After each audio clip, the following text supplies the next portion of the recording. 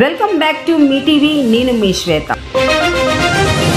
అనకాపల్లి జిల్లా నర్సీపట్నం నియోజకవర్గం మండల కేంద్రమైన నాతవరం వైసీపీ గ్రామ పార్టీ ప్రెసిడెంట్ శెట్టి లచ్చిబాబు ఆధ్వర్యంలో దివంగత నేత డాక్టర్ వైఎస్ రాజశేఖర్ రెడ్డి 16వ వర్ధంతిని నిర్వహించారు.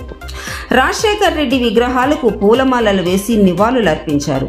ఈ సందర్భంగా వైసీపీ నాయకులు మాట్లాడుతూ పేదలకు ఆరోగ్యశ్రీ ఫీజు రియంబర్మెంట్ పథకాలను ప్రవేశపెట్టిన పేదల హృదయాల్లో శాశ్వతంగా నిలిచిపోయిన వ్యక్తి వైఎస్ఆర్ అని అన్నారు.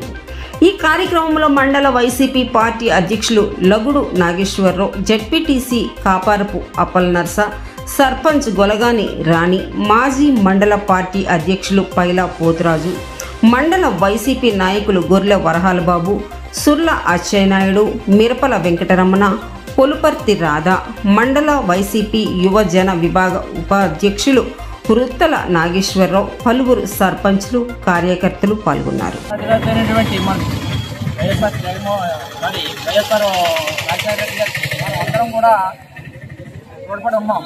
కారణం ఏంటంటే చాలామంది నాయకులు వస్తూ ఉన్నారు, పోతూ ఉన్నారు.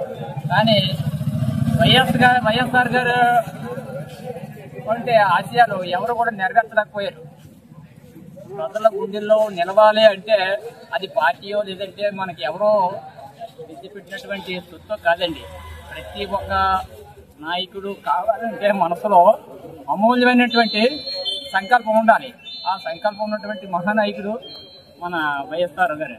కాబట్టి ఆయన పేద ప్రజలు ఆరోగ్యం నిమిత్తం, అలాగే రైతు జై జవాన్ జై కిసాన్ అన్నారు తప్ప మిగతా ఏమి కూడా సంక్షేమంలో తీసుకోలేదు.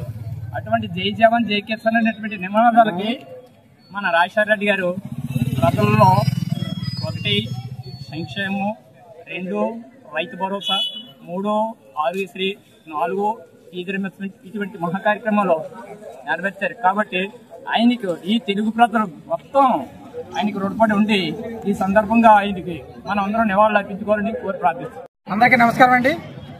ఈరోజు 2 రాష్ట్రాల ఉమ్మడి రాష్ట్రాల మాజీ ముఖ్యమంత్రి వర్యులు శ్రీ వైఎస్ రాజశేఖర రెడ్డి గారు వర్ధంతి కార్యక్రమం జరుపుకున్నందుకు ఇలా వైఎస్ఆర్ పార్టీ కుటుంబ సభ్యులందరూ కూడా మన నాతవరం మండల హెడ్ క్వార్టర్లో జరుపుకున్నాం. కాబట్టి ఆనాడు రాజశేఖర రెడ్డి గారు అంటే ఒక బ్రాండ్.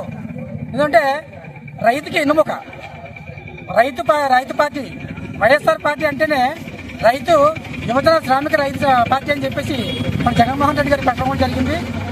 అలాంటి రైతు ఈరోజు నడున పడి ఉన్నాడు.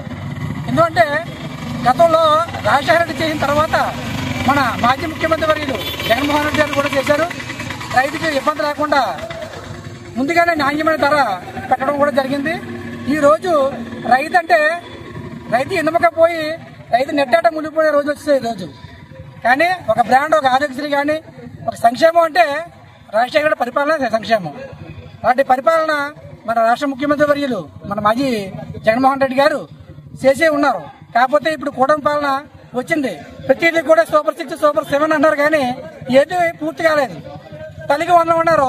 అందులో మనకి గతంలో మన మాజీ ముఖ్యమంత్రి జగన్మోహన్ రెడ్డి గారు పెట్టిన సంక్షేమ పథకం అమ్మఒడి 60 లక్షల మందికి వస్తే ఇప్పుడు ఇంట్లో ఎంతమంది ఉంటే పిల్లలకి 40 లక్షల మంది ఇచ్చారు. అంటే 20 లక్షల మంది పుట్టలేదో లెక్క వచ్చింది. అంటే 20 లక్షల మంది అక్కడేయారు. అలాగే రైతు భరోసా ఉంది. రైతు భరోసా ప్రతి ఒక్కడు కూడా పడ్డది. కానీ ఇప్పుడు రైతు భరోసా ఎవరు పడ్డది? ఎవరికి చాలా మంది పడలేదు. అలా చాలా మంది ఇబ్బంది పడుతున్నారు.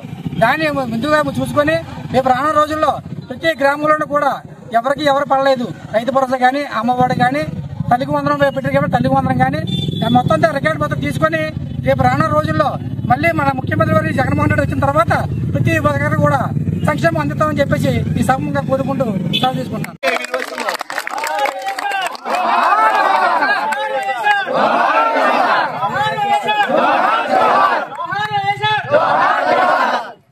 ఉండండి నిరంతర వార్తా స్రవంతి మీ టీవీలో.